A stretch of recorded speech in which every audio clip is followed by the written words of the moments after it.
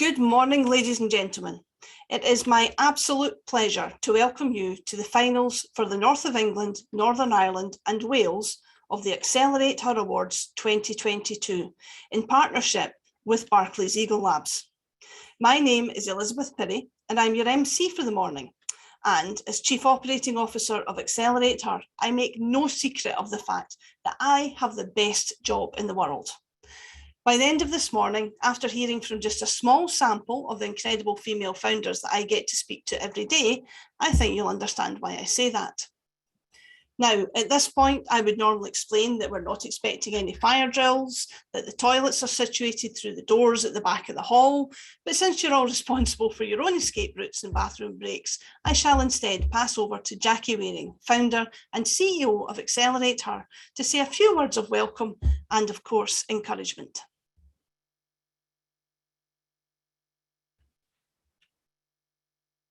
Oh, Jackie, you're on mute. You'll need to unmute yourself and start again. I'm sorry about that. That's okay. That's classic. We all do that, don't we? Start again. Good morning, welcome, and thank you, everybody, for joining us today for the AccelerateHER Awards for North England, Northern Ireland, and Wales. As Elizabeth said, I'm Jackie Waring. I'm the founder of AccelerateHER. And we've been helping ambitious female founders to grow and scale, get connected, access investors, and build international connections since 2015. Excuse me. This is the first year that we've held the awards in these regions, and we are just so absolutely thrilled to have attracted such a great group of innovative female founders. You'll soon see what we're talking about when we get going. It's so exciting to see such talent, and I really don't envy the judges at all. They do indeed have a tough job ahead of them. But the whole reason that we have these awards is to shine a light on these founders and their companies, their innovations, and to give them a platform for high visibility, to help them connect with people who can help open doors for them, and to be seen by potential investors. Not everybody will be going for investment right now, but some might later. And this is really an important function of the awards as well, in terms of visibility. And this has really worked over the years. So since 2015, and it's really only in recent years that we've had higher numbers of founders at the finals. So and we're not talking a huge number of companies here, but over 43 million has been raised in seed investment by founders who've been seen and launched, I guess, on their journeys from these finals. For our audience and the many other would-be female founders out there, this is just going to be so inspiring for you to watch. And I'll bet you that our founders here today probably don't think of themselves as role models, but you all are, ladies, because you're all doing amazing things already. And you never underestimate the impact that that has on others around about you, particularly would-be female founders who see you doing great things, and it inspires them to go for it as well. So it's so important. For our founders pitching today, all of you, all that remains for me to say is really good luck. We know how good you are and we know you can do it, so you go for it. So without any more ado, short and sweet, I'm going to pass you back to Elizabeth so we can get on with the show. Thank you.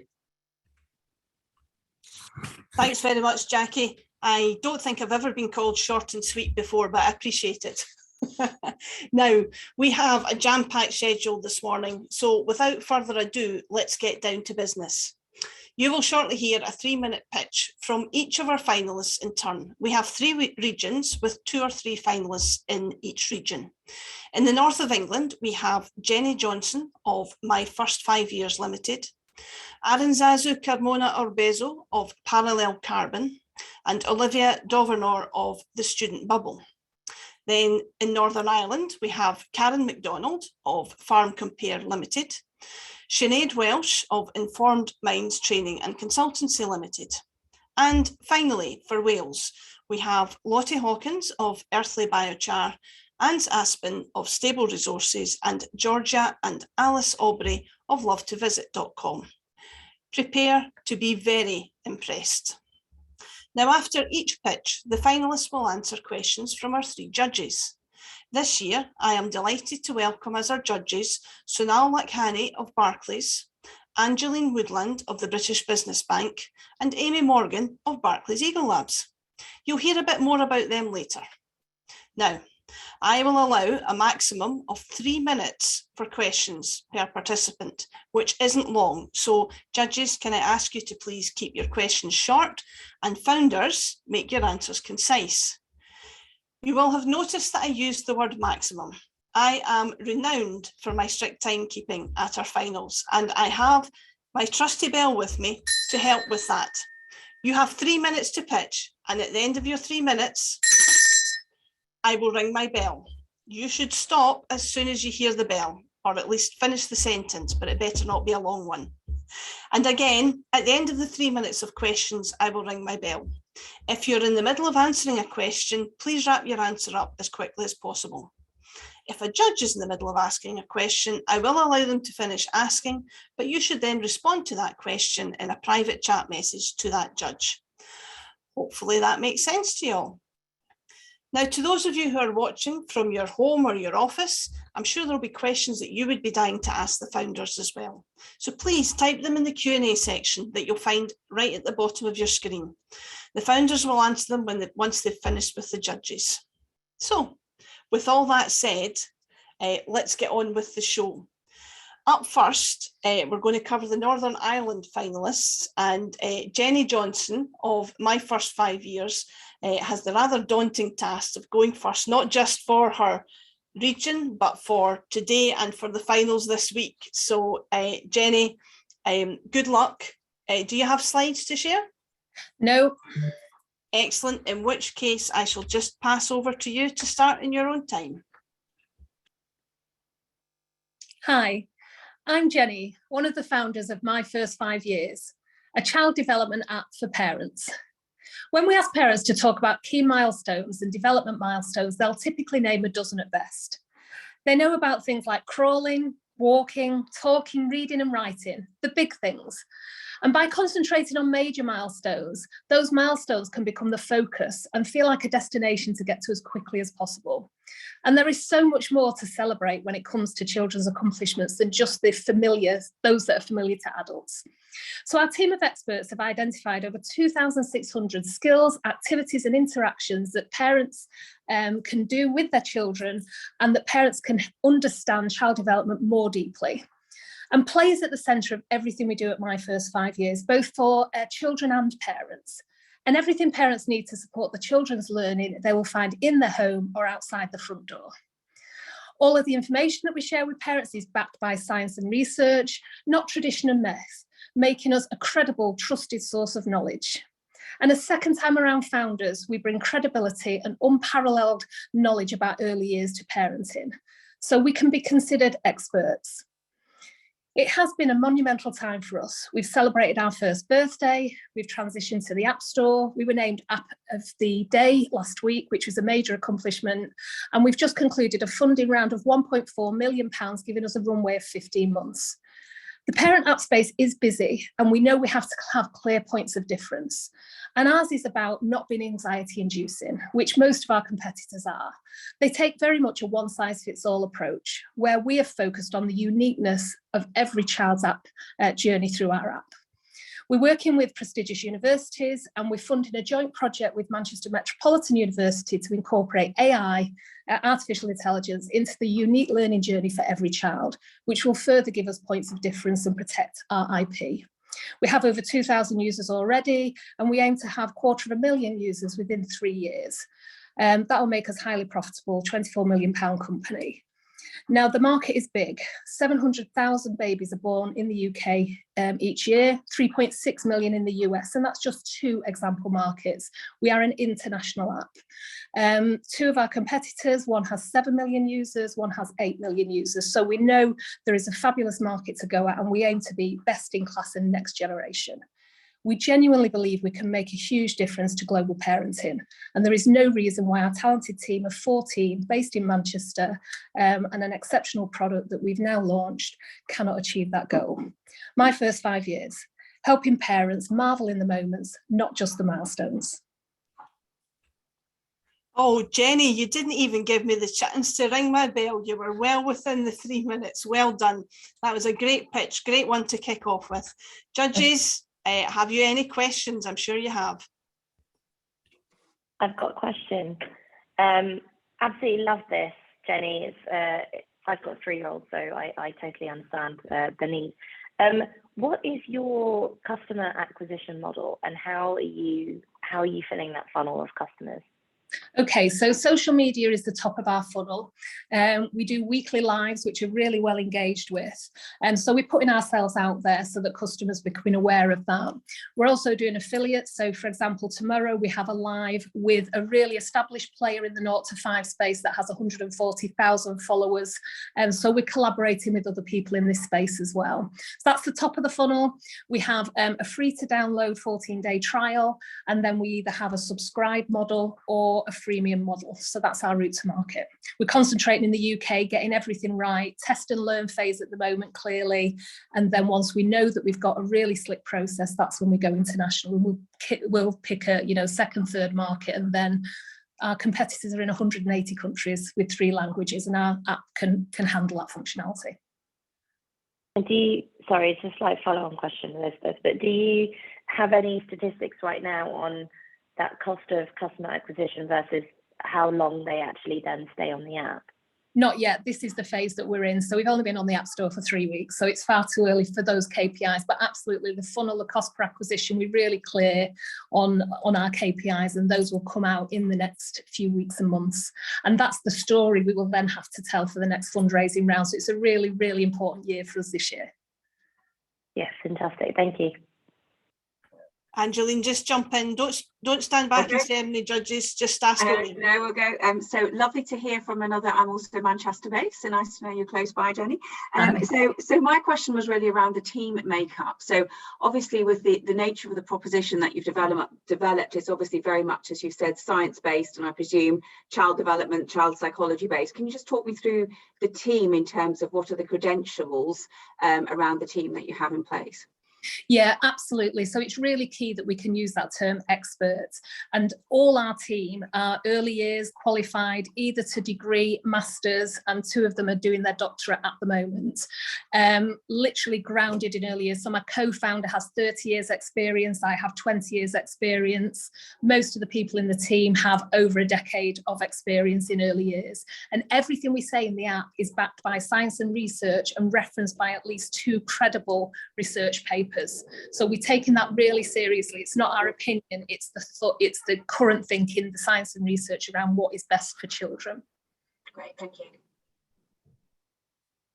Hi Jennie, great to hear from you, and how exciting to hear all around the app. My question is around the investment raise. So congratulations on raising that first 1.4 million. I was just wondering, what does that next raise look like that you mentioned, and what are the priorities for this current raise? I understand you're going to have to send me it privately now, but I'd just be keen to understand how you'll use that. Okay, will do. Brilliant. Thank you, Jennie. Yes, do put that in the private chat. And what we'll do now is we will give the judges a chance just to, in between each pitch, to log their scores down and jot down any notes. So whilst they're doing that, I'm going to take a wee minute to tell you about our first judge. Sonal Lakhani is Global Head of Programmes and Strategic Initiatives at Barclays. Sonal's focus is on growing the Barclays fintech ecosystem through co-branding, co-creating and co-investing, leading on the Barclays Innovation Female Tech Founders Initiatives and the Barclays Accelerator powered by Techstars. Sonal first joined us as a judge last year, and I am delighted that she has agreed to join us again. I know she really enjoyed it last year. How are we getting on, judges? Are we ready for our next? Perfect. Okay, in which case I will ask, next up we have Aranzazu Orbezo of Parallel Carbon. Hi. Aranzazu, do you have slides to share? Yes, indeed I have. So let me You get them up on the screen first. hear them. Are you able to see them? Absolutely. So just in your own time. Okay, perfect. Thank you. My first child was born on July 3rd last year, a beautiful baby girl with big eyes and a gorgeous smile that shifted my entire world upside down. Growing up in the UK, she's expected to emit 13 tons of carbon dioxide, CO2, per year. To put that number into perspective, it would take to drive 23,000 miles with an average car to emit that amount of CO2. That is a trip around the world. Those emissions come from roads, engines, and energy sources that would keep her cool, warm, provide her food, and move her around. She can't opt out of these systems without opting out of human life as we know it. Now, multiply that number by the more than 700,000 babies that are born in the UK each year, and you'll end up with millions of tons of CO2 that contribute to climate change and its inevitable economic damage. We must do something to remove CO2 from the atmosphere to avoid a catastrophe. Direct air capture technologies, shortened DAC, which directly remove CO2 from the atmosphere, have emerged as a key solution to this problem. Numerous companies are being funded in this space, but few have cost-effective solutions designed for renewable electricity. As Parallel Carbon, we are developing what would be the world's most affordable DAC process to reduce the cost of mitigating climate change. Our technology will permanently capture carbon dioxide, relying only on wind, sunshine, and abundant minerals. Our patent pending process consists of two main steps. First, we capture CO2 through mineral carbonation, which then is liberated through a novel water electrolyzer. Both form a circular system, recycling the main supplies, decreasing the overall costs. Our technology uses natural, cheap, and local abundant minerals. It's powered by intermittent renewable energy and could be scaled up to the carbon capture necessities of the place where it's located. To capture value, we're going to enter the market performing carbon dioxide removal as a service to allow companies to cost-effectively achieve their net zero targets with trustworthy, high-quality carbon credits. Currently, our team is only composed by two passionate PhDs striving for global impact. Ryan Anderson, our CEO, brings the mineral carbonation expertise, and I, Aranzazu Carmona, the CTO, bring the electrochemical expertise for developing our core electrolyzer technology. Both of our backgrounds merge perfectly in a way that we are sure Parallel Carbon will successfully remove gigatons of CO2 from the air by mid-century. We have already raised a pre-seed round of 150,000 pounds, which is allowing us to build and test our proof of concept and prototype. We expect to start raising our seed round by June this year. With that investment, we plan to expand our team and partner with an off-taker that would permanently store that CO2. We also intend to build our pilot plant, which by 2024 will be permanently capturing around 3 to 10 kilotons of CO2 per year. Come join us. Let's reduce and remove carbon in parallel. Thank you. Oh, that was bang on, Aranzazu. Just picked up my bell there. Just in time. Just in time. Judges, over to you for questions. I'll go first this time, seeing as I got the bell last time. So it's great to hear around innovative technology, and obviously carbon offsetting and carbon credits are all really high on a lot of big corporate companies' agendas. I was just wondering what protection you've got in place for the technology and to be able to produce those carbon credits. Yeah, of course. So we, as I mentioned, we already submitted a patent. So we're in the process of obtaining that. And as we keep developing our technology, we'll keep applying for that type of IP protection. Perfect. Thank you. Thank you.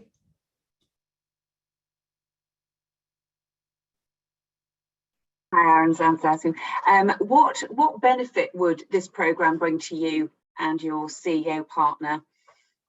The accelerator, well, mainly being a female founder in this space, specifically, it's very unique. Like there's not many. So of course, being able to get the contacts and the networking and get experience from even other female founders in this space, I think it would be super, super valuable. And especially because in order to be able to actually make a change and really stop climate change, we have to work together. So if I can also meet other female founders in the same space, I think it would be marvelous, not only for our company, but in general for the area, for the carbon capture space. Great, thank you. Thank you. And who do you think are the biggest competitors in this space today? Oh, that's a great question. Well, there are many, especially for our type of technology. Carbon engineering is a big competitor because they have already deployed a lot of technology. There's a lot of company called Heirloom that I would say, are more direct competitor, that they're also growing and having already systems and technology working and in place. So I would say that they're the main two, but to be honest, new companies keep emerging every week or almost every day. So it's a very interesting and fast moving area. So we have to keep on top of that. Great, thank you.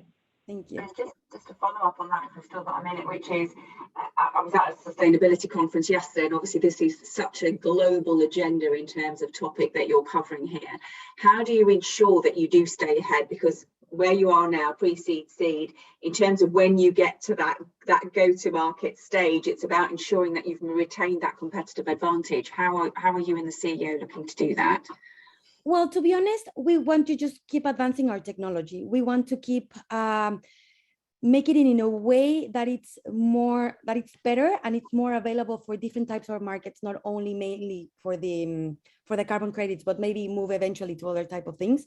But the main thing is to keep on top of the technology and keep advancing on it and making it more and more. I just got distracted by the bell, but more like to keep improving it. Basically, that's what I want to say. Thank you. Sorry. Very, very, very aware, Aranzazu. People don't often spot me picking up the bell there. So well done. Really good pitch again. I am just loving watching all of this. Again, we'll give the judges a wee minute. So I'll tell you all about our second judge, who is Angeline Woodland. She's Chief Marketing Officer at the British Business Bank, and she's been there since April 2019, where she moved from her role as Director of Marketing Communications at Bupa. We're really grateful to the British Business Bank for the support for this year's awards, and we look forward to working more with them in the future. Angeline, thank you so much for your time this morning. We really appreciate that. How are you doing, judges? I can give you another minute. Just remember, folks who are watching along, it's not just the judges that get to ask questions. We do have the chat and the Q&A function at the bottom of the screen there. So if you've got any questions for any of the finalists that you hear today, do just pop on and put them in the chat, and it'll give them something to think about as well while they're either waiting, while they're waiting to hear the results at the end. Okay, my judges are looking like they're ready. So let's have, next up, we have got, and this is our final pitch for the North of England, we have Olivia Dovenor of the Student Bubble. Olivia, do you have slides to share? I do, and hopefully you'll be able to see them.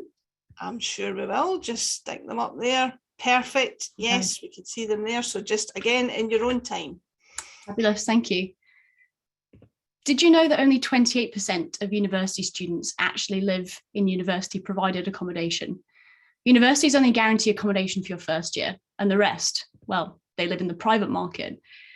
The problem with this is that students don't know what option to choose or where to rent, and often don't know how, which at 18 years old is not surprising.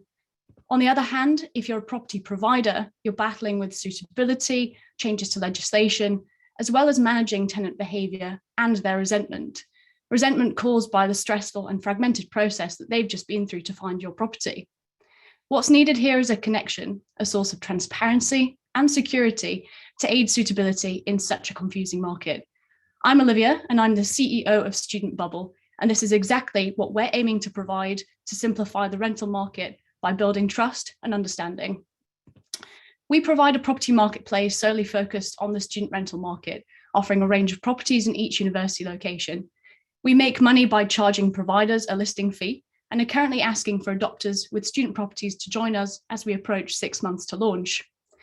Frankly, the number of student property marketplaces grows every year because this demand has not been satisfied at a deeper level. Only 3 marketplaces exist that approach the entirety of the student market, but none of them have the trust from the student community, amongst other things we offer. We are in final stage discussions with leading Scottish universities and their unions to disrupt the industry through simplification with their support. And as such, we have a direct route to market and a very competitive SEO presence from launch. Our technology is built to scale to address the whole UK market with Microsoft Azure. However, our first focus is on Scotland. Scotland has around 300,000 students, with about 225,000 of those in private accommodation. We have a serviceable, addressable market of around 600,000 a year. And we're also supported by Geovation Scotland, the Registers of Scotland, which are part of the Scottish Government, and the Ordnance Survey. With this, we have runway to launch with support from Geovation and from Microsoft. So how are we going to achieve this? Well, our team has extensive knowledge and connections within the student market and the technology sector, led by myself and Liam Courtley, who's our CTO. I'm a PhD student at the University of Cambridge. I recently graduated from St Andrews, and I have a large network across Scotland and a growing one in property. We're supported by our mentors, who are leading professionals in marketing, software, student accommodation, and in business. Over the next 5 years, we aim to provide a platform to all 19 major Scottish university locations, and are currently looking for property providers in Scotland to join us on this journey as early adopters. I would love to hear any thoughts or questions you may have, but simply put, we're providing secure, suitable, and simple searching for the student rental market in a time it needs it most. Thank you very much for listening. I'll get to ring that bell yet at the end of one of the pitches. Well done, Olivia. Judges, over to you for questions. Olivia, that was brilliant. Thank you. You spoke a little bit about how you're building that trust with students. Could you speak some more about how you're doing that, and what other services are you providing on the platform? Yeah, exactly. I mean, students tend to trust students, so I'm a huge advantage, really. We're trying to use the unions and really the student passion about accommodation to engage with students themselves, which is entirely why we're choosing universities as our direct route to market. Obviously, then on the other side of the platform, we're doing a lot of work with directly approaching letting agents, landlords, and purpose-built providers, because we want to make lots of options available for them, but really giving the students options and time to choose, and giving them the feeling that they have their own kind of ability to make their own decisions. Thank you. Hi, Olivia. Great presentation. So my question was around, because the proposition you're bringing to market is based on, as you say, earning that trust in terms of the relationships that you're building on behalf of the students. They know that those are trustworthy. What are you going to do in terms of accreditation? How do you guarantee the quality of the supply that you're putting in front of those student customers of yours? Exactly. No, it's a big part of what we're doing. And I guess it's our major advantage. So we're part of Geovation Scotland, which is backed by the Registers of Scotland, and we have access to all of the registered data. So we're working to kind of work with the registers, but every person who advertises on our platform will be kind of vetted, checked out to make sure they have the correct credentials. And I mentioned there's changes to legislation as well that are coming, and we're very much in line with what the government are doing. So there is no question about where those properties are coming from, and if those people are real. There's a huge market for scams in this industry, and that's something that will not happen on our platform, or we're heavily not wanting it to happen. So we're putting a lot in place to reduce that. Thank you. And it's great to see your understanding of the UK market, Olivia. All the facts and figures are great for us to understand the scope. But I was just wondering, further down the line, do you have any plans to scale this internationally? Because a lot of this is based on the UK market.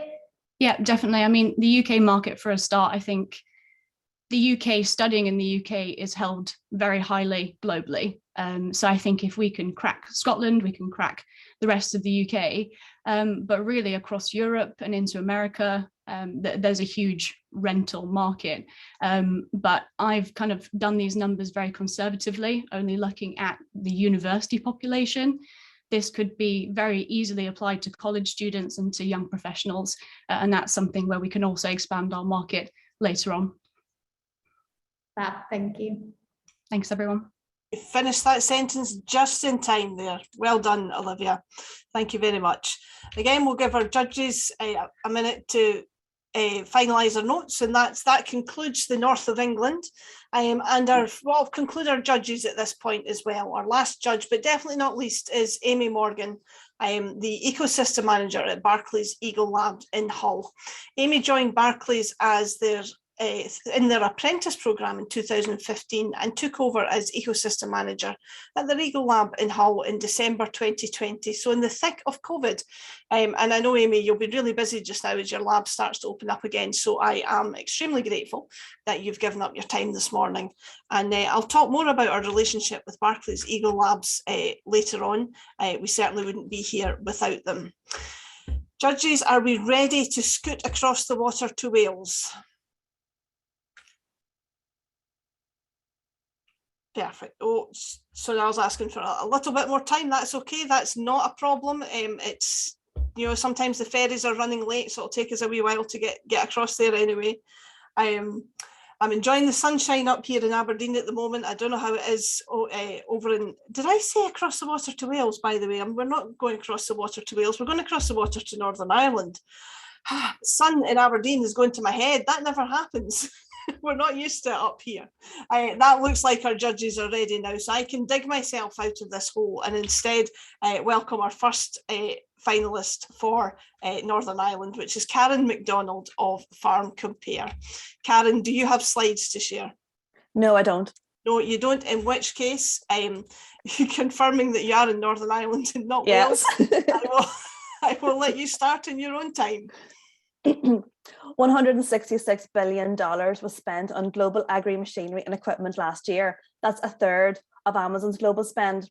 But yet there's no Amazon for farmers. Hi, I'm Karen McDonald, co-founder of Farm Compare. And alongside my husband, Oliver, we launched Farm Compare off the back of the challenges and frustrations we experienced when sourcing new equipment for our farm. Numerous calls for more details, conflicting info, and hours of time wasted. It compelled us to ask if other farmers would experience the same thing. And guess what? They were. Farm Compare has already helped over 150,000 farmers to search and compare products in minutes by cutting out the stress of having to consult different websites and sources.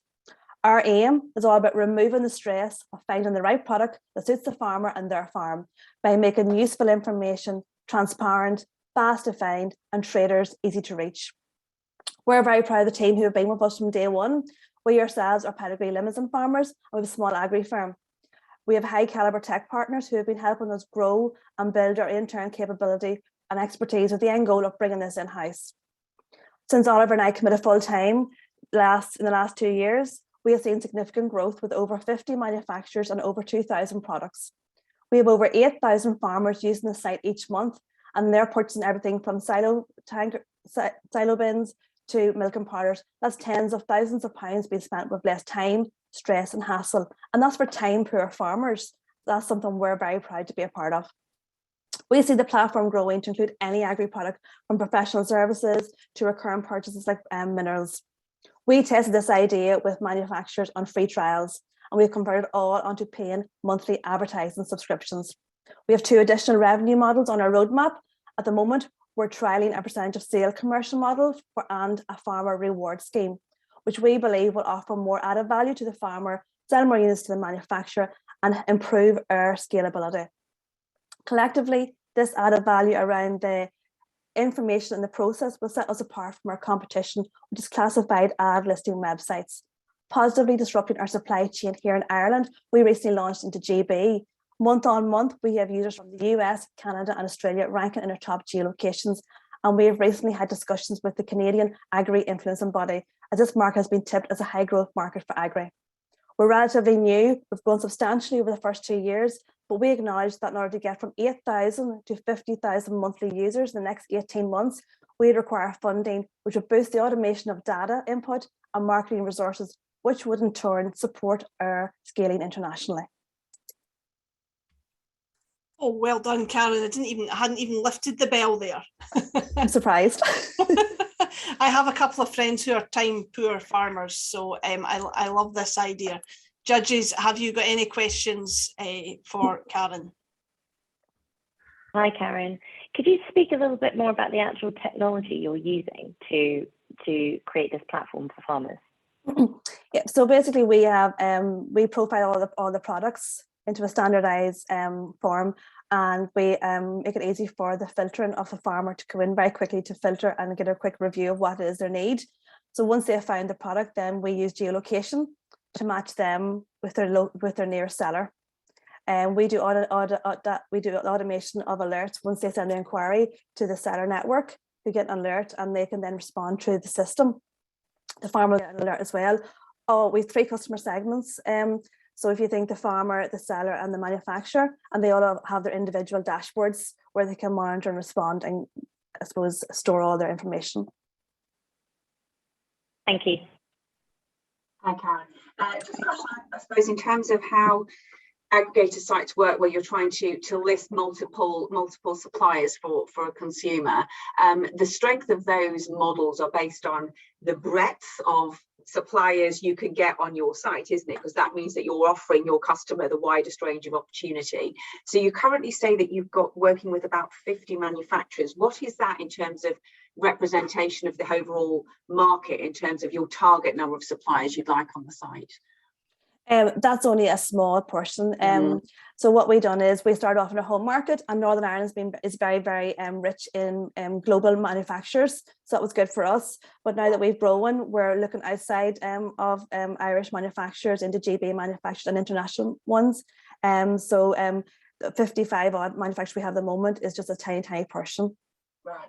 And what is your approach in terms of how you increase the number? We're very lucky in terms of we're an Invest in Ice client here in Northern Ireland. So we have support with the different regions. So we currently are, I suppose, using that there, leveraging that connection with the Canadian market, which has been tipped as a very big growth area for Irish companies. So that we would leverage growth of that there, our network as well, and other manufacturers are very good at referring us as well. But we do offline as well, just additional attendance shows. Thank you. And just chatting around the growth, you mentioned that you wanted to go to 8,000 to 50,000 users, and you need investment to do that, and also to expand internationally.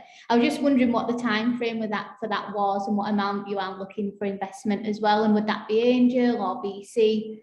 Just what kind of funding map you're looking at? Well, we're open to any funding map at the moment. So if we're looking, say, for example, for a runway of the next 2 years, if we had 60,000 investment in that would help us commercialize our 2 other revenue models that we have on our roadmap, and it would help us commercialize the 2 other segments on our website. So we've currently commercialized the manufacturers, and we have plans to commercialize the farmer and the sellers, and this here funding would help us do that there. Brilliant, thank you. Thank you, Karen. Great pitch again. You're all doing so well. We're so impressed by you all. So you will have noticed, or you'll be aware, that this is the first year that the AccelerateHER Awards have happened outside of Scotland. And we are so delighted to be able to do this in partnership with our friends at Barclays Eagle Labs. Barclays have, I think, 26 Eagle Labs throughout the UK. Amy might correct me on that, because I know they're opening more all the time, one in Glasgow due to open in the next month or so. The labs are designed to complement the local community and add value to the ecosystem to create a thriving hub at the heart of the community. And through the labs, they offer many programmes, incubator and working spaces, mentoring, and just the chance to mix with like-minded entrepreneurs. I've had the pleasure of visiting a couple of them, only the Scotland ones so far, but they're all buzzing. So I'm looking forward, hopefully in the next year, to maybe get around some of the others as well. If the judges are ready, we will move on with our second finalist from Northern Ireland, and that is Sinead Welsh of Informed Minds Training and Consultancy. Sinead, have you got slides to share?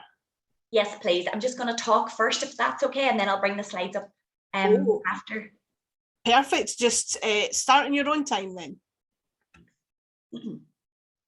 Our Jack was only 24 when he became so severely stressed that he wanted his pain and life to end permanently. We know there's a real lack of early intervention, and work-related stress and mental illness accounts for over half of work absences costing British businesses an estimated 26 billion per year.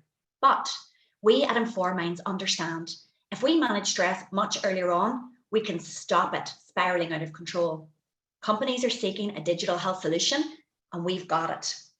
My name is Sinead Welsh, and I'm an international child protection specialist in Australia and Northern Ireland. I'm the creator of the InformMinds app. Over the last 2 years, we've co-created the InformMinds app with students and employees aged over 18 across rural and urban areas. So if you're experiencing stress, you can jump into our app 24/7 and access safe information and watch over 400 real local people sharing their challenges of stress, how they recognised it, and how they maintain good mental health daily. And we signpost you to supports if you need it. We couple this with short videos from local multidisciplinary professionals who share their top tips on stress. So there's no death by PowerPoint in our app, because even the professional vlogs are only 3 to 5 minutes short, because we know our concentration span is low. Queen's University Belfast academics conducted an independent evaluation service report of our app in December 2020, highlighting its success. Feedback detailed an attractive interface, ease of navigation, and the peer-to-peer videos let users know that what they were feeling was okay, and they now know where to get support in the app. In our team, we've 8 qualified expert advisors in the fields of stress, anxiety, mental health, addictions, suicide, crime, equality, diversity, inclusion, and LGBTQ+, assuring clinical governance. We've 77 volunteer student and professional ambassadors in our growing community, and we've a designated data protection officer, tech, legal, and financial team. It's incredible what we've achieved in only 2 years.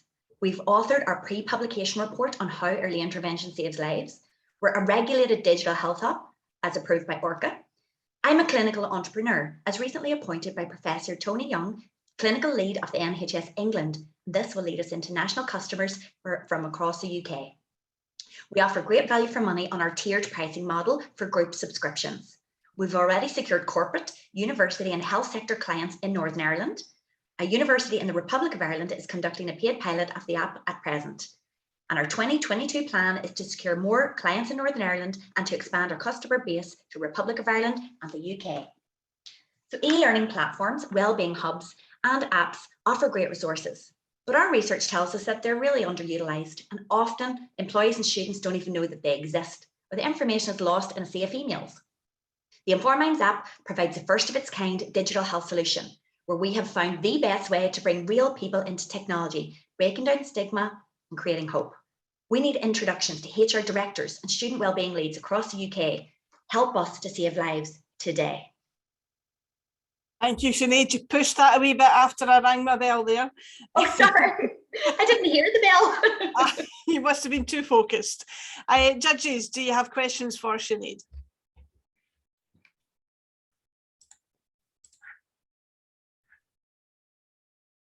Shall I go first?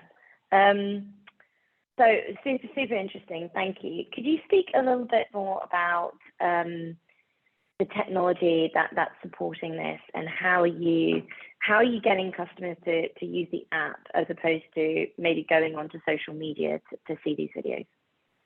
Yes, so what we've done is we've aligned with 77 student and professional ambassadors across Northern Ireland, Republic of Ireland and the UK as well. So we are leading with the people that feature in the app. So it's the relational model that we're bringing is attracting people to us from social good, and they are actually featuring in the app, helping us promote it, and they're our mental health advocates, in addition then to our mental health expert panel of advisors as well. So we also have push notification features in the app. So yes, we have 400 vlogs to date from a diverse range of people, but every month we add fresh content, and those push notifications let you know what's new, what's fresh, what's coming. And sometimes we just do push notifications to remind you what's already there. So say if it was Suicide Awareness Day, we let you know that we already have a category and a library full of vlogs from real people, short vlogs that you can access. And of course, we use our 15,000 followers across social media as well to raise awareness of what we're doing in the app as well. Thanks, Sinead. Question from me. If I go on the App Store at any one time, if I'm honest, that there's a plethora of similar types of apps offering this type of service. What are the unique proof points that would make me choose you? Like, we're the first of its kind that actually have got 400, I suppose, real local people. And our model is we've lived and learned stories, and the power of those stories really generate hope. We couple that with multidisciplinary professional vlogs. And as I say, they're only 3 to 5 minutes short. So you're not in there for ages. It's no death by PowerPoint. And our professionals are in there and they're just at home. They're doing authentic selfie videos for you. So you're just getting their pearls of wisdom and their top tips. So it's a different way. It's not a full training module. And then we couple that with charities as well. So we absolutely want vlogs from the charities as well. And we do signpost to the local free supports. And for us, that's really, really important that you know where to go to get the support that you need free of charge. So that's why we've incorporated the 3 areas of vlogs. So we've loads of vlogs in there so you can get to see and hear the tone and feel like you've got a best friend or a professional friend in your back pocket when you need it. Thank you. And you mentioned a number of advisors within the mental health industry, which is amazing to see the support that you've got there and the experts. But I was just wondering if you could tell us a bit more around the team in terms of the technology team behind it, as well as the experts in the mental health.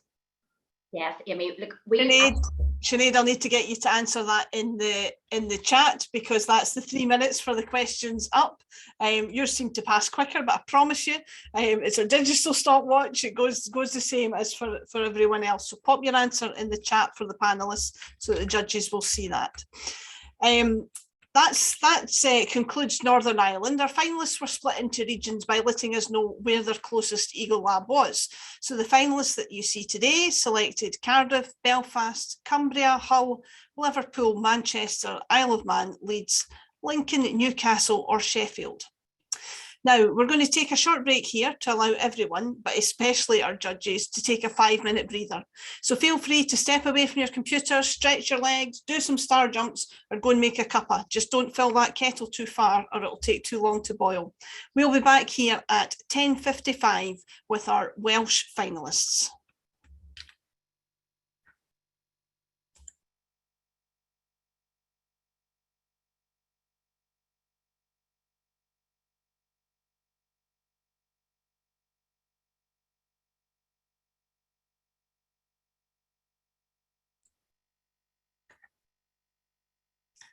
Welcome back, folks. I hope you're all feeling suitably refreshed and ready to watch our final 3 pitches. Now, we've moved back across the water now to Wales from Northern Ireland. And first up for Wales is Lottie Hawkins of Earthly Biochar. Lottie, are you ready? Do you have slides to share? Yes, I do. I'll let you get them up on the screen before I start the timer. Thank you.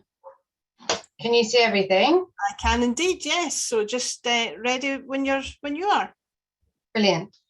My name is Lottie and I'm one of the founders of Earthly Biochar. Our mission is to scale biochar production worldwide as a recognised form of carbon capture and storage.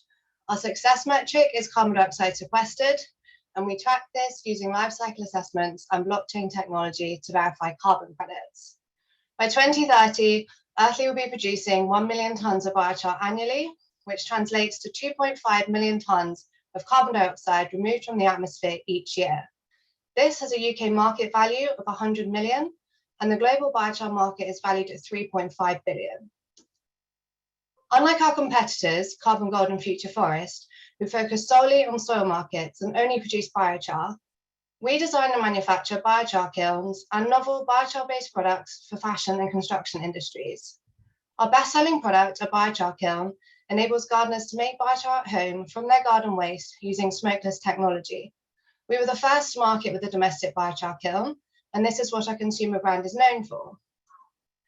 This year, we won £50,000 from Innovate UK to develop a biochar product for the construction industry. Deployed in all new homes, this product will reduce the carbon emissions of the construction industry by 1/3 and fundamentally change the way homes are built. We will turn the UK's housing stock into a carbon sink. Our timeline for scaling Earthly from an early stage startup to the UK's largest biochar producer and worldwide sellers of kiln technology starts this year with raising £5 million in our seed round to fund the setup of the UK's first large-scale biochar production site.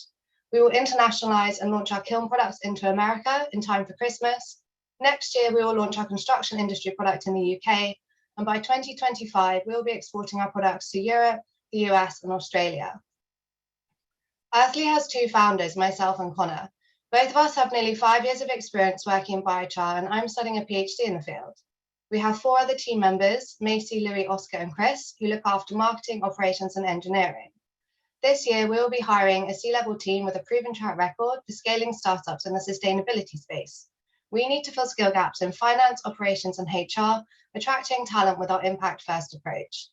Our advisory board is made up of investors, innovation advisors, and customers. Last year, we won the Young Innovator of the Year award from Innovate UK. We saw our sales revenues triple and secured influencer partnerships with 1 million subscribers. We secured a 100k 6-month project to develop a medium-scale biochar kiln for a brewery, in which we will own all arising IP, and we plan to market the product to other breweries next year. Our biochar kilns are protected by filed patent applications. We have trademarks and design rights on our brands and other products, and we prevent ourselves from being copied by operating on a need-to-know basis and innovating faster than our competitors. Behind the scenes, we're building a biochar empire which will disrupt the largest industry sectors worldwide. Thank you very much for listening, and I look forward to your questions. Oh, I was just hovering with the bell there. Well done, Lottie. Great presentation. Well done. Judges, do you have questions? Yeah, first of all, Lottie, that was great in terms of the pitch content and just being really to the point and all the key things that we're wanting to know. So thank you very much for that. I just wanted to delve a little bit deeper into your target markets. I know you mentioned the construction industry and the carbon from homes. Would you just be able to tell us who this product would be aimed at and how you'll be able to, I suppose, prospect these clients? Sure. So the Innovate project actually came about through a collaboration with our ideal customer. I can't go into too much detail because it's commercially sensitive, but I can tell you that the serviceable obtainable market of this product is worth 2 billion, and that's going into domestic homes. And I could put more in the chat because I can't say it on here because it'll go on YouTube, but I'll actually answer that directly so you'll have all the details. Fab, thank you. Okay. Can you speak a little bit more about the revenue model and how you're looking to grow that, and also your runway that you currently have? Sure. So at the moment, we are a direct-to-consumer model. So we have a Shopify website, and that's how we sell our kilns and our biochar. And we're using influencers to scale that reach. We will, when we set up our own biochar facility, we'll be making our own biochar, and that will go into the B2B markets like construction and fashion, but we'll also continue growing our consumer brand. So we have both aspects of the business. Oh, and runway, sorry, I just remembered your second point. Well, we've got the cash flow from the R&D funding, which will give us probably about another 18 months, but the capex of the biochar facility is 2 million. So that's why we're looking to raise the 5 million, and that will really help us and will give us about 3 years. Hi, Lottie. That's right. Hi, Lottie. So just a question from a great presentation as well, really succinct and to the point. In terms of the consumer element and the products that you're marketing, what is the product life cycle or the duration? Do I buy one for life, or do I buy one and then it's repeatable 3 years later, or how does that model work? So biochar is really cool in the sense that it doesn't biodegrade in the ground, which is why it's stored carbon. So if you're a gardener and you buy a bag of biochar from us, once you've applied it to your soils, you don't need to go back and reapply, and you only need a small amount. But an average gardener is probably going to get through about 100 litres of biochar a year. And then the kilns, they last about 10 years. So we're really trying to build products that have sustainability at the core, so you shouldn't have to keep coming back and buying from us. So yeah. And I suppose therefore, if I only need to buy one every 10 years, is there is the next part of your model around how you diversify that product so that I've got a reason to come back to you? So yes, absolutely. Yeah, so our existing kiln doubles up as a barbecue. So we're actually developing really cool attachments that are going to go on the top so you can like cook at home from it. We've got some cool ideas. I'll put it in the chat, but I can't say on here. Thank you. That's perfect. Thank you. Love the idea that it converts to a barbecue. I think our minds are turning to barbecues now with the clocks changing at the weekend. Well, I know certainly mine is. Right. So judges, We'll give you a minute again, judges. Sorry, I just pressed the wrong button there. Back in February, all of our, sorry, no, I've lost my place in my own script there, isn't that terrible? Everyone who entered the AccelerateHER Awards this year has the opportunity to join both the AccelerateHER network and the Barclays Eagle Labs network, opening up a world of opportunity and connections for them. And I know some of the entrants have already been contacted by their local Eagle Lab manager, and I'm sure they're already reaping the benefits. So welcome to the family, both the Barclays Eagle Lab one and the AccelerateHER one, ladies. Judges, how are we doing? Are we ready to move on? Our next finalist from Wales is Aspden of Stable Resources. Hi, everybody. Hi, Ans. Do you have slides to share? I do. Sorry, bear with me. I'm hoping this is going to work. This is always the nerve-wracking bit. Will the slides come up? Sorry. Okay, hopefully can you see this? Not just yet.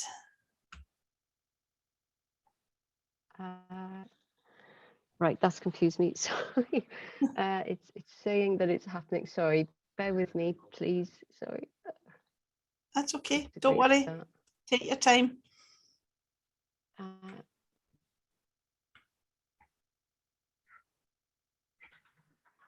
There we go. Here it comes up.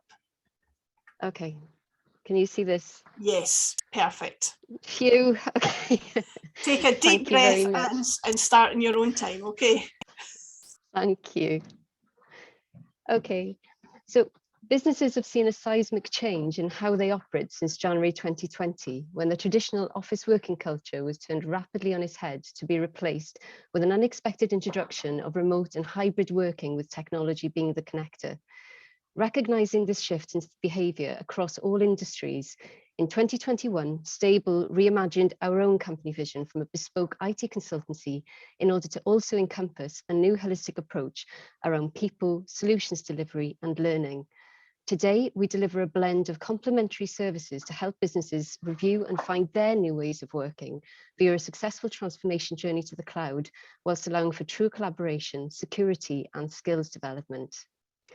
Bore da, I'm Ange Aspden, so I'm the CEO and Managing Director of Stable.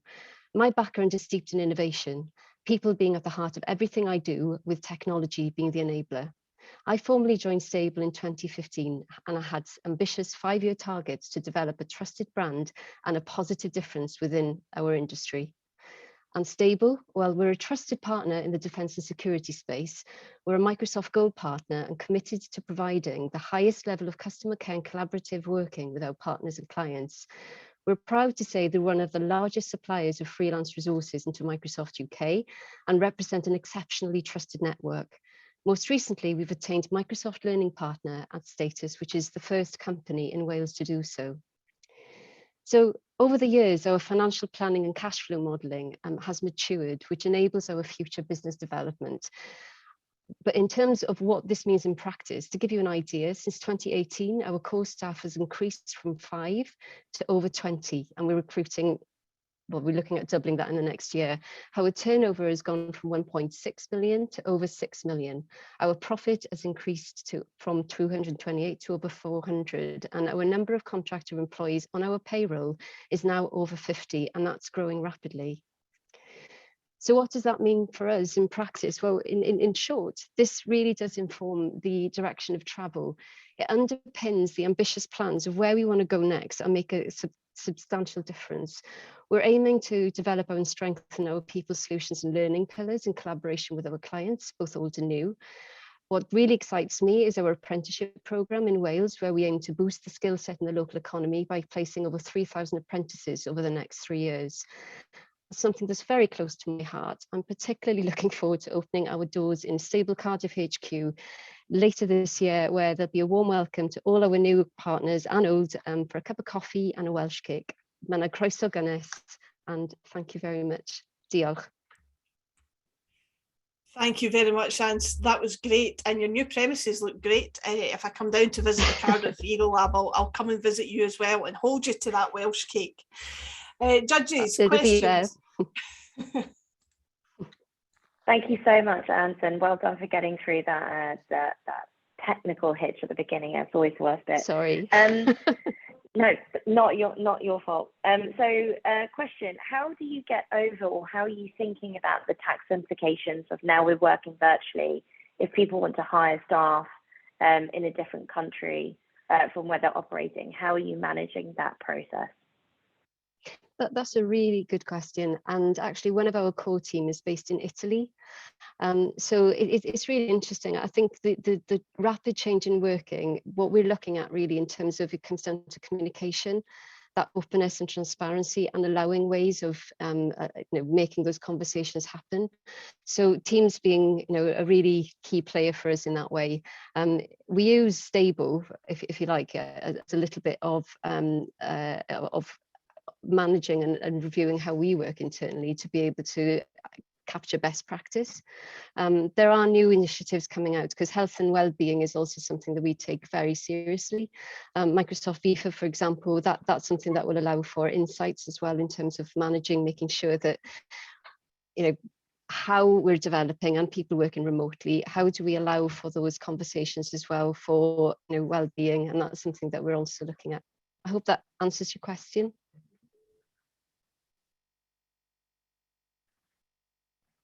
And I suppose it's so exciting to hear around, your new HQ coming in Q2. From being in Eagle Labs, I know how important it is to be surrounded by people, and communicating and chatting and just having those like-minded, I suppose, businesses around you and your colleagues. So congratulations and good luck with that launching in Q2. And I was just interested. No, you're welcome. And I was just dead interested to understand what types of industry sectors that you guys work with, and if you were looking from a scale-up position, are you looking to work with any further industries? What's the plan, I suppose, in reaching new markets? So this is a really good question as well. So to date, we like to think of Stable, because previously we were Stable Resources. We've gone through a huge rebranding exercise, but to date, with the partners we've been working with in the defence and security sector, and also within Microsoft, we've almost been best kept secret. So we were established in 20 years ago, but actually now we're at the point where, because we've reimagined our business, now we need to make more of a presence within the market, within the SMB space, and also within the enterprise space. And that's where the solutions delivery is really where we're putting a lot of our energy this year. Where from the past, where we've been representing our trusted network, now our trusted network is going to be working with us, with these new customers, and the marketing piece around that is really quite important to ensure that who we're working with, we can make a positive difference. And one kind of example of that is NHS Wales, we know, is broken in terms of a technical perspective at the moment.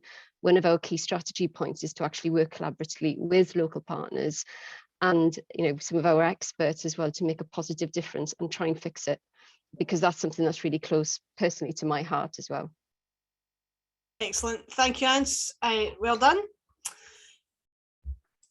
Right, judges. I'm just going to say, can I just ask Anne just to put a little bit in the chat around your current team? Obviously, I know there's about 50, but where you see where you've got some gaps potentially in terms of the skill set that you need to move to the next step of your journey, that'd be great. Thank you.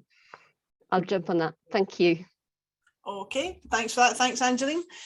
So back in February, all of our finalists got the chance to join us for an online pitch coaching session, and I think you'll agree it's clearly paid off. Although they did already have fantastic pitches, that's what got them through to the finals in the first place. But the event also gave them the opportunity to meet their fellow finalists and hopefully start building relationships. One of the things that I love about the awards is watching the relationships grow between the finalists and how they support each other up to the finals and beyond. Many of them have not met female founders in their sector before, and I think we all know the value, as Amy said there, we all know the value of surrounding yourself with good people. So hopefully it's the start of great things. My judges are ready. We are moving on to our final pitch for Wales and our final pitch for today, but it is a first for AccelerateHER, I believe. We have twins pitching. We have Georgia and Alice Aubrey of lovetovisit.com. Good morning, ladies. Do you have slides to share? No, no slides. No slides. Excellent. Then just get going in your own time. Thank you. Lovely stuff. Thank you. Hi, we're Alice and Georgia. We're co-founders and twin sisters from Port Talbot, South Wales, and we'd like to show you what we've built here at lovetovisit.com. Really quick backstory for you. Prior to Love to Visit, myself, Georgia, and other co-founder Fed worked alongside the UK's attractions, theatres and events for years, helping them grow their visitor numbers and diversify their audiences. For years, we witnessed firsthand the common frustrations with finding and booking things to do online. Why couldn't it be as easy as ordering a takeaway or finding a place to stay? We knew something had to be done, and when COVID hit, it forced a lot of the businesses to drastically improve their online ticketing. So perfect. We found ourselves in the right industry at the right time with the right founding team. So we founded the first ever aggregated platform of its kind for this sector that bridges the gap between the domestic tourist and booking all things to do, and the brand lovetovisit.com. Using world-class tech, we built our very own proprietary API and social media style newsfeed with proprietary algorithm that allows us to seamlessly connect with our partners and feed users with fresh, relevant and inclusive content, which ultimately means more added value tickets for our industry.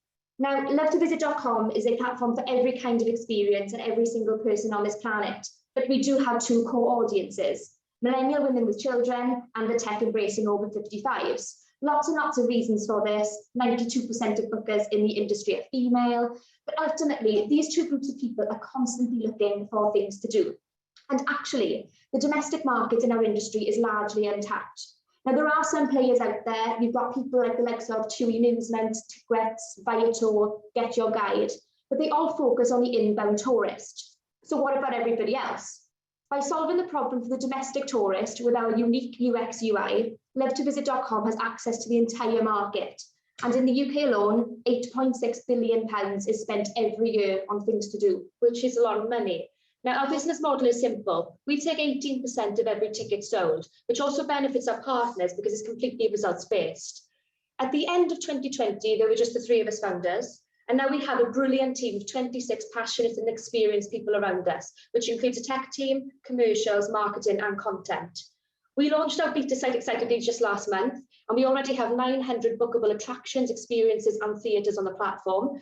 And we're well on our way to onboarding the 1,600 we've got in the pipeline, 2,500 by summer, and 4,000 by next year. We've completed 12 end-to-end API integrations, 7 more in the pipeline, and we have plans underway to develop an itinerary builder, which helps our consumers, and we have a diversity checker, first of its kind, being built as well. We're right now closing off our first round of seed funding, having raised a total of £1.7 million. This includes a seeders raise, which closed just on Monday, and we smashed our target at 132%. What's amazing is that our mission here has never wavered. Lovetovisit.com is a things to do platform with tech at its heart, and it's about time. Thank you.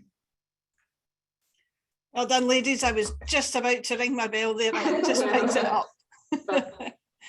Judges, your questions. That was awesome, thank you. Sorry, go ahead. Yeah, you go. Could you just walk us through, and I'll try not to take too much time, but what's a typical journey for somebody when they're looking for somewhere to visit? How would they even find you guys, and how would that journey work? Cool. Well, it's a PWA first of all, so you can access it on your desktop or you can access it on your mobile device, download it as an app. We do have plans to make it a native app down the line, but at the moment, because we're onboarding so many attractions, it's just good as a PWA at the moment. To first of all gain the customers, we know our audience. We've been in tourism and culture for years and years. Our CEO has also been there. So it's a mixture of digital. We know a lot of our audience are on Facebook and other social media platforms. So it's digital, traditional and broadcast media to get the trust. Typical journey of a consumer is sort of even before you've even thought about it. You've got any leisure time, you've got something to do this weekend, you've got some free time this evening, free time when you go for a staycation somewhere. Hop on to Love to Visit. It looks and feels exactly like social media. You don't have to make any decisions. It pulls in with the algorithm, like Alice mentioned, it pulls in all of the amazing things to do in your area or wherever you want in the UK, US soon. But that's a typical journey. You scroll, you love, you like, you share with your friends, and within 4 taps in the simplest ticket type, you can buy a ticket because it's fully integrated in the back end.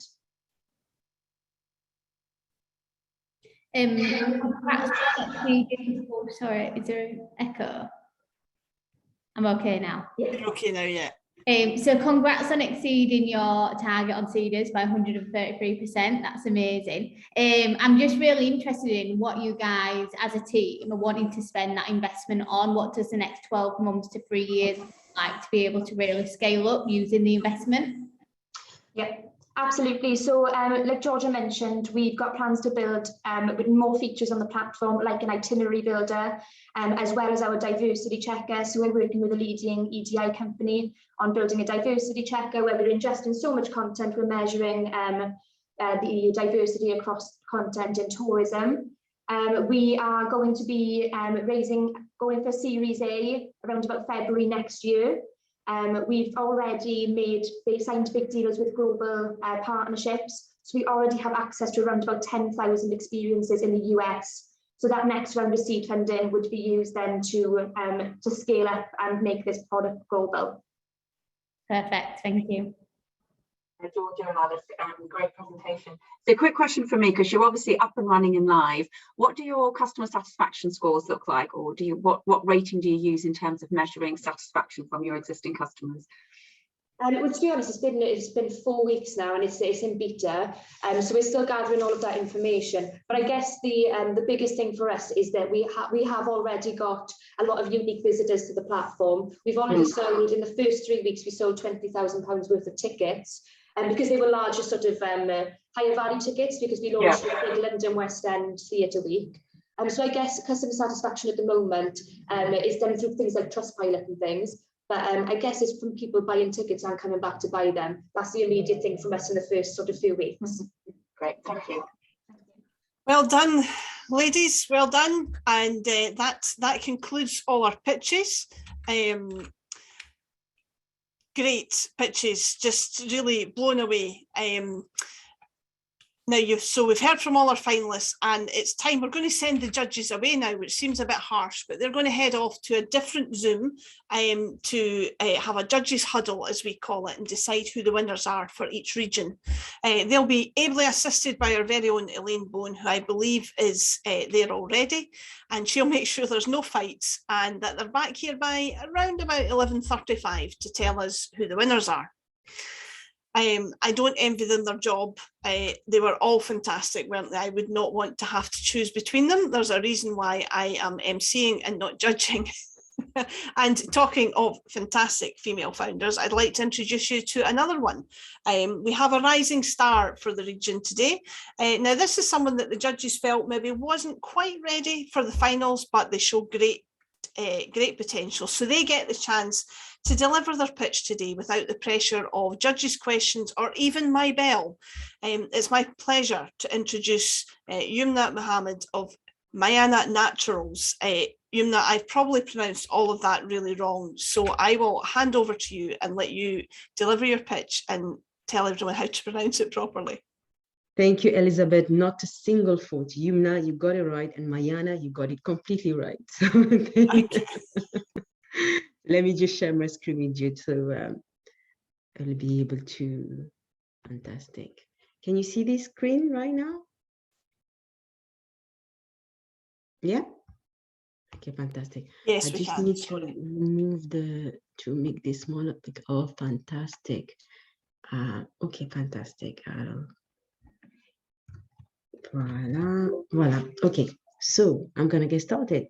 Thank you so much for giving me the opportunity to share this story. So my brand is called Naifasi, and the dream is to bring joy in the haircare experience of women with textured hair. My journey started when I was a living nanny. I used to look after a beautiful girl called Hazel.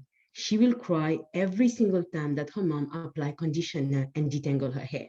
Despite her mom's effort of parting the hair into sections, applying the conditioner and detangling, nothing will do. This inspired me to invent Naifasi Deluxe Detangler.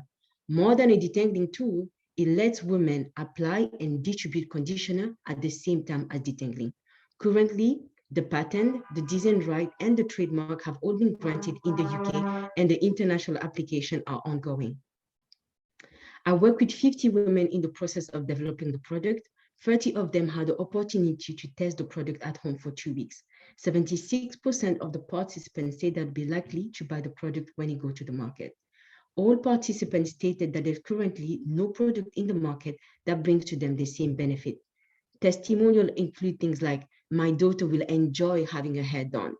We currently have 2,600 individuals awaiting for the launch and are also having conversation with wholesaler, including a Tesco buyer. The market currently is just not solving this problem. Competitors fall into two categories: simple squeezy bottle that enable to apply thin oil to the scalp, and then gray detangling but actually do not apply or distribute conditioner. So our USP is very clear: the application and distribution of conditioner whilst detangling. The market for this product is huge. We aim to take 15% of the UK market and 5% of the US market in the first 5 years of trading. But beyond that, it's a worldwide product. Around the world, women with textured hair looking for an easier, more enjoyable way to care for their hair. The route to market is very simple. We will start by a D2C business model and then look at a B2B model with online marketplaces, haircare professionals, as well as retailers. The dream here is to build a global brand. I'm currently the only person who works into the business. I have a PhD in physics, 6 years experience working as a research and development engineer, and I was also awarded the Royal Academy of Engineering Enterprise Fellowship. My passion and drive for this business is because this business is more than just about detangling. It's actually about empowering women to love and enjoy caring for their hair, but also empowering women by giving 5% of the profit to provide one-to-one coaching to young women. I have a strong advisory board of individuals who believe into this project and have been supporting me. My journey started very much like a side hustle. The fellowship enabled me to get to a point where I have a final product, and I'm currently raising funds to go to the market. The story is to be continued, and I'm happy to connect with you in LinkedIn to be able to discover more about your businesses and also find out more about my unfolding story. Thank you so much for your time. That was brilliant, Yumna, and I can absolutely see why you were selected as a rising star, and congratulations for that. You spoke about testing your product. Sorry, I can't resist asking a question since there's no judges here to ask you. You spoke about your test group and 76% saying that they would use it. Did you test a price point with them as well? Yeah, the price point is an interesting one. So to just kind of give you a bit of insight regarding this market, a simple shampoo with Afro textured hair can cost £14. Yes, it's crazy. So my price point has been chosen not only regarding where I want to be as a brand, but also taking into account the fact that I want to develop a product that gives product of quality to women, and also the fact that it's also looking to actually have a social impact. So my price point is £25, including VAT. It is above the current product in the market, but really, as I say, we're offering something that has never been sold before, and also we're having that community feel to the product, which is doing the social impact part of the product, of the business. Mm-hmm. Okay, fantastic. So I mean, it sounds to me like, you know, people are almost going to get their money back within, you know, it's the equivalent of a couple of bottles of conditioner. Maybe you could go a wee bit higher, do you think? I could, but I would not really feel very comfortable, because I want it to be accessible to mothers with kids and maybe who have a bit to stretch their budget. So that's why I wouldn't feel comfortable going higher than that. It's about having a good product, but also being available for everyone so that it can become a household product. That's fantastic. That's a great attitude, Yumna. And I love when you said that one of the girls said she even enjoyed getting her hair done. That must have been wonderful for the mother. I only have a son, so I've not had the fight over tangled hair, but I remember even just trying to get him to wash his hair when he was younger. Anything that would have made that easier for me would have been well received. I've got Jackie nodding furiously as well there. Yumna, that was fantastic, and hopefully with all your hard work and all the support that you're going to get from ourselves and Barclays over the next year, we will see you back here at the finals. Fantastic. Now, thank you for your time, Yumna. The finals are absolutely not the end point for our finalists. At AccelerateHER, we are passionate about accelerating the growth, backing and visibility of female founders so that we can keep in touch and support our winners and finalists as much as we can. I've been having an online monthly chat with many of our finalists for the past 2 years, and I thought it'd be nice for you to get a catch up with a past finalist too.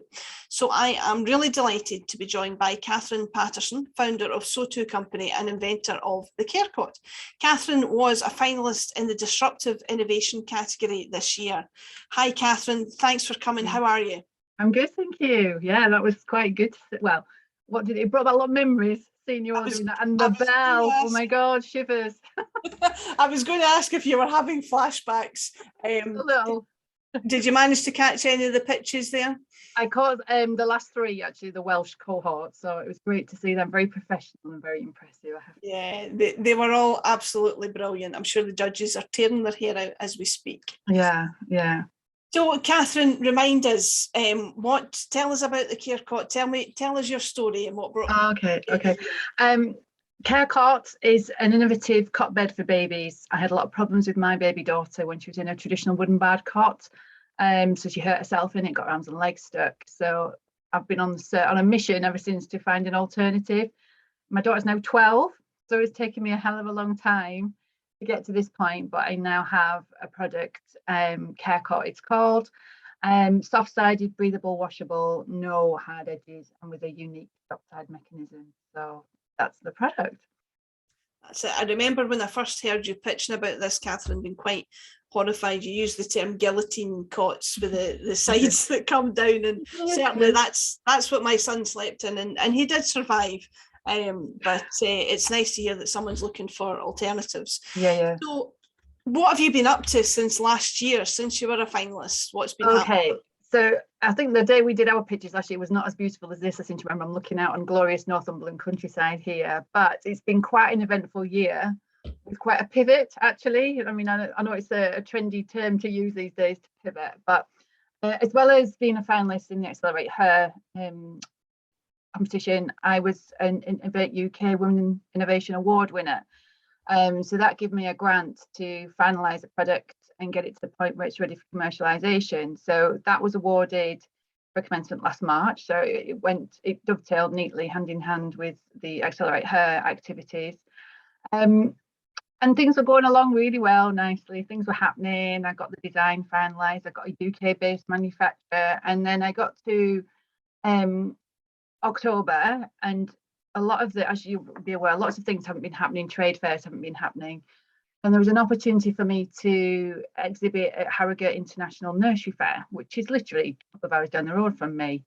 So using my grant, I went along with my camping table, my little one-sheet pitch pull-up stand thing, camping chairs and a little tablecloth and some literature. I didn't even have the prototype with me. And I was overwhelmed by the response. Can I just say my stand was like that. The one opposite me was a £60,000 unit. So I did look pretty primitive in the halls with everything else. But the show promoters had used an image of Care Cot, which I've got here. This is it. Ah, yeah. That's it. In the online promo, so it generated a lot of interest, and I was overwhelmed by the level of interest and intrigue. And as a result of being there, I got over 80 in principle orders for the cot. It wasn't even there; it wasn't even finished. Wow. But there was one particular company, who I can't name, who were very interested. And over the past 6 months, we've been in conversations with each other, and we're now at the point where we have a draft licensing deal, which will hopefully be finalised in the next few weeks, which means that Care Cot will get to market sooner, quicker, and at a more affordable price than I could have done it on my own. So it's to be honest, I have to say I wrestled with this because my daughter's 12. It's took me 10 years to get to this point. I got this far. Do I just then let it all go and someone else to do it? Or do I carry on like plugging away to try and get investment and all the rest of it? But my vision is a world where babies can sleep more safely and soundly. This enables that to happen much more effectively and efficiently. They know what they're doing. I don't, frankly. I've not, my background is in nursery design. So it should, in theory, be a win-win, and we should be seeing sales by the end of this year, all being well. Oh, that's amazing. I'm so delighted for you. I can see all the panelists clapping away there for you. And I know that I can imagine what a difficult decision that was for you, but I know you've just always been so passionate about getting that solution out there that you had to go for it, didn't you? I did, really. I mean, to be honest, I was an old mum anyway, so my husband's going to retire in a couple of years. I'm thinking, oh God, I want to be alongside him, really. Just nice to sort of have some royalties rather than plugging away, because it has been a long, arduous journey, especially the raising finance element when you're pre-revenue. And having said that, Innovate UK were really flexible, and that's the Women Innovation Grants. They're really good at seeing where you are, and I was in line with the principle of commercialization. That's what will happen. So they were quite flexible in their approach with those grants, because it did align with what I originally intended to do. So it's been an interesting, but hopefully the outcome will be just amazing. So I can't wait for it to be signed. I know. So that's always those last few weeks when everything's going back and forward and everything. It's just so it has been a long slog, as you say. Your daughter's 12 now, so that's been a long time. What would you go back and say to yourself back when the idea first occurred to you? What would, with the benefit of hindsight? Good question. I think I would have got a co-founder. I think that would have helped. I think being a single sole founder, sole founder, you can't be single and sole, has been a bit restrictive, because you have to be everything to everybody. So to have somebody with some relevant experience, expertise in the nursery sector, I think would probably have been something I should have done, and I didn't. The one thing that I did do, and I would thoroughly recommend to everybody on this panel, is protect your IP, because without the IP, my business has no value, and that is the value that the licensee is going to take on. So whilst it is eye-wateringly expensive at that point in time, just if you have got IP, protect it, because my business doesn't exist without the IP at the moment. So that's my advice. So I was glad I did that. What else? It's quite interesting, and I guess a lot of the founders on here have had similar journeys where you're dabbling with your business aligned with a paid work, so you're dipping in and out. And I don't think I had any choice in that, really, because someone had to pay the bills, So no, I think co-founder, I think that's what I would have done. And continue to ignore the people that say, oh, it's just a lifestyle business, or it'll never work. Just shut your ears to those words, because I'm going to prove them wrong. So. Oh, absolutely. Surround yourself with people who believe in you, and of course you want someone who's going to be that sort of critical friend who plays devil's advocate and makes you really think about things, but you don't want people just dismissing you out of hand. You want to be surrounded by people that believe in you, as we believe in all of our finalists that we've seen today and over the years gone by, including yourself, Catherine. Thank you.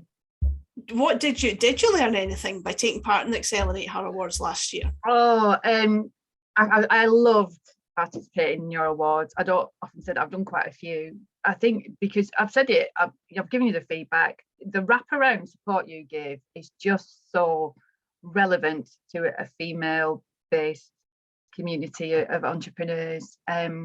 And I think something the monthly catch-ups, I know I've not been to some recently for obvious reasons, I'm trying to do other things. It's that warmth, and it's that valued input, and the camaraderie that you have with your fellow female entrepreneurs is brilliant, absolutely brilliant. So, everybody on here, just make sure you're in those networking meetings and make the most of them. And it would be great when we can get back to proper in-person meetings. I think that would be really nice, just to have those catch-ups again. Absolutely, the award, the process of it, the support that you get, you've all been through it, the practice you pitch, the fact that you're not you don't feel that you're criticised. You're not criticised, actually, you're just given really positive support, and that's all you need, because there's nothing worse than I'm doing now, it's talking to a screen. You know, it just is the most oddest thing to do, and you don't know how people are reacting to you, what you say, you've no idea. So just to have that support there has just been great. So keep on it. I'm really glad you've benefited from it, and we've loved having you as part of it as well, Catherine. And that's the thing, is it's not just Jackie and myself and the rest of our team that supports you. You all support each other. Yeah. And I really, really love seeing that. I'm seeing Jackie sitting up a wee bit there, and I'm wondering if she's wanting to be brought into the conversation to say something there. I'm going to add her to the spotlight. And remember to unmute. Yeah.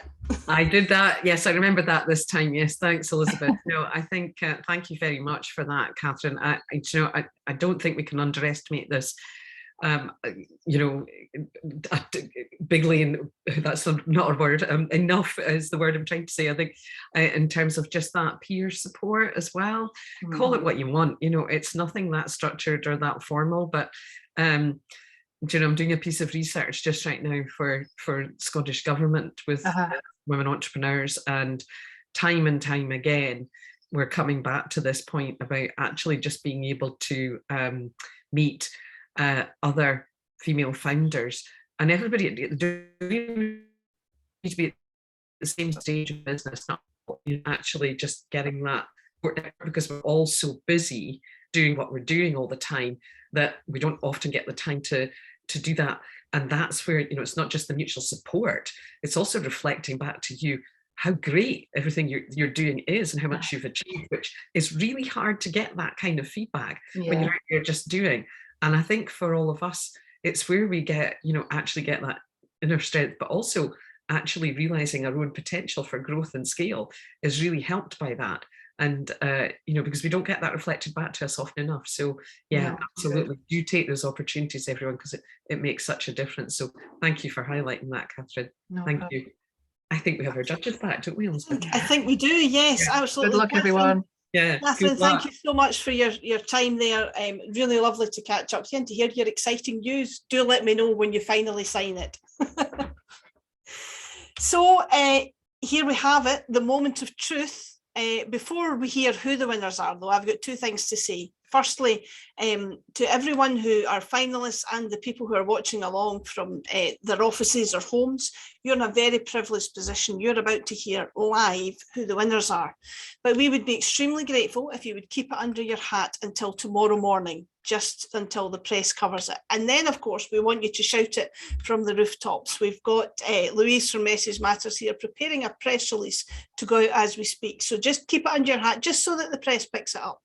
And then tomorrow, shout it from the rooftops. And secondly, to our finalists, as Jackie has already said, you are all winners. Whatever happens in the next 5 minutes, you have all done amazingly well. Fantastic pitches from you all, and the potential of your companies is incredible. So time to just recap on who the entrants are. We're going to start with the north of England. So just to remind you, because that seems a long time ago, back at 10 o'clock this morning, we had Jennie Johnson of My First 5 Years, followed by Aranzazu, Carmona, Orbezo of Parallel Carbon, and finally Olivia, Dovenor of The Student Bubble. Sonal, I believe you are in a position to tell us which of those three amazing companies has won. Oh, unmute yourself. Just keeping you in suspense for a wee bit longer. Sorry, massive fail. Well done, everybody. Absolutely incredible, great pitches. We have chosen My First 5 Years as the winner. The reason being, we love the deep expertise that you're bringing to this much needed space, and you're in a position where you are about to scale significantly, and we believe that the prize that you're going to get from this is going to support you on that journey. So we chose you, but a nod to Parallel Carbon and Student Bubble as well. We really loved what you guys are doing. Well, thank you so much. Congratulations. Well done, Jennie. So you were worried about going up first, but you had nothing to be worried about, see? I'm actually shaking and feeling quite emotional. Thank you very much. Oh, I'm so delighted for you. Well done. And as Sunal said to Aranzazu and to Olivia as well, you're amazing, and keep in touch, and I'm sure it was a very close thing. So well done, ladies. Okay, so we are moving across the water now to Northern Ireland, because I've got my geography right now. And our finalists in Northern Ireland were Karen McDonald of Farm Compare and Sinead Welsh of Informed Minds Training and Consultancy Limited. Judges, I don't know how you chose between those two, but Angeline, I believe you know who you chose. I do, and to repeat, it was a very, very difficult decision, but it's been amazing to be in the company of such trailblazing woman this morning. It really has been heartwarming. So our winning entrant is Farm Compare, and we were absolutely blown away by the strength of the proposition, Karen. You're at a really key stage of growth. We think that this intervention from AccelerateHER will really make the benefit, will really have the benefit for you and the business. So a huge congratulations to you. Thank you. And also to, obviously, as we said, acknowledging Informed Minds, brilliant presentation, really close, but the winner today was Karen. So thank you, Karen. Fabulous, thank you very much. No problem. Well done, Karen. I'm so delighted for you. I'm so gutted for Sinead as well. That's always so difficult. If only you could all win. But congratulations, nevertheless. Finally, we're moving back across the water to Wales. And our finalists in Wales were Lottie Hawkins of Earthly Biochar, Ange Aspden of Stable Resources, and Georgia and Alice Aubrey of Love to Visit. And I'm joined by Amy, who is going to tell us who the winner is. Thanks, Elizabeth. And I just wanted to start off really with saying I've thoroughly enjoyed myself today and listening to all the amazing businesses, influential women. So you all deserve a huge round of applause. Should be very, very proud, because even if you aren't the winners today, as Elizabeth said, you have definitely won. You'll be able to benefit from the amazing network too. So it was, I know we've all said it, but it genuinely was really, really hard for the Wales region for us to decide. And the winner for us in our region is Earthly Biochar. So congratulations, Lottie. And the reason that we've decided for Earthly Biochar as our winner is just due to the extensive knowledge you and the team have got, but also the pitch was just so succinct in terms of the patents, the market available, the journey that you're going on next. And we really believe that the award that you'll get from winning today will be able to help you on that scale-up journey going towards the next few years. So congratulations, but huge well done to Stable Resources and lovetovisit.com, because it really was close. Thank you so much. I'm over the moon. I'm overwhelmed. Thank you. Thank you. You're welcome. Oh, brilliant. I'm so chuffed for you, Lottie. Congratulations. And again, commiserations to excuse me, to Ange and Georgia and Alice. You did fantastic, but well done. Alison is just going to put a spotlight on our three winners again and our three judges and myself and Jackie, just to get us up on the screen for a quick screenshot. Normally it would have been a case of, if we were face to face, we'd be opening a bottle of bubbly and doing some photos at the side, but alas, the best we can do is a screenshot of our winners for sharing on social media as soon as we get the go-ahead from Louise at Message Matters. So if you could all, are we all there? We've got Jennie, we've got Lottie, we've got Karen, we've got three judges, myself and Jackie. So if everybody smiles nicely for the camera. And I'm going to assume that Holly has got that now, but I'll keep smiling and I'll keep talking just to give her a chance. That is a wrap. All that remains is for me to thank a few people. So I'm going to start with our judges, Sunal, Angeline and Amy. You have done a terrific job, a difficult one, I think, choosing between those amazing finalists, but you've done a great job. I have to thank the AccelerateHER team. Alison Jones, doing all the tech for me today, has done a sterling job, but the whole team, Holly Bruce, Caroline Mitchell and Elaine Bone, all the hard work today and throughout the process has been much appreciated.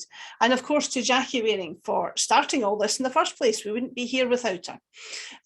To our partners, Barclays Eagle Labs, we absolutely love working with you. We're delighted to have been able to go UK-wide with you. This is our first non-Scottish final, and it's been so exciting. So thank you. And to all our finalists, and indeed everyone who entered the awards and who stood up to the plate and showed what the North of England, Northern Ireland and Wales have to offer. And to the rest of you, thank you for watching. And I hope you now understand why I say that I have the best job in the world. Congratulations to our winners, to Lottie Hawkins of Earthly Biochar, Karen McDonald of Farm Compare, and Jennie Johnson of My First 5 Years. Well done, ladies. Absolutely brilliant. I'm going to pass back to Jackie, as I always do, for the final word for the day. Oh, what can I say, ladies? Every single one of you completely amazing tasks that you've got, and that, you know, are winners, but also, you know, all the rest of you that were finalists today that perhaps didn't win today, but you know, as we've said so often, you absolutely are winners already, and these are fabulous businesses, and I'm just so excited that we've, you know, thanks to this great partnership with Barclays, that, as Elizabeth says, we've been able to include more founders from other parts of the UK now, and we just want this to keep getting bigger. And I just think that, you know, well done you all for coming forward, you know, for the first time for the awards in your region, because you are just going to inspire so many more women to go for it now. And, you know, I said it earlier, I'm saying it again, it's such a key part of this, but I have no doubt, you know, we see so many female founders day in, day out, and every single one of you, you know, you all already are successful, but you're going to be even more successful. The growth potential here is enormous. And, you know, I just look forward to seeing your success and sharing the excitement of that with you as you go. So please keep part of our network. We want to see you on a regular basis. We want to do anything we can to try and help you. That's what it's all about. Tell all your friends that are setting up in business too, because we want to see them next year. Thank you. Absolutely. And do join us tomorrow for the Scottish finals and Friday for the South of England finals as well. Thank you for your time. Have a great rest of your day.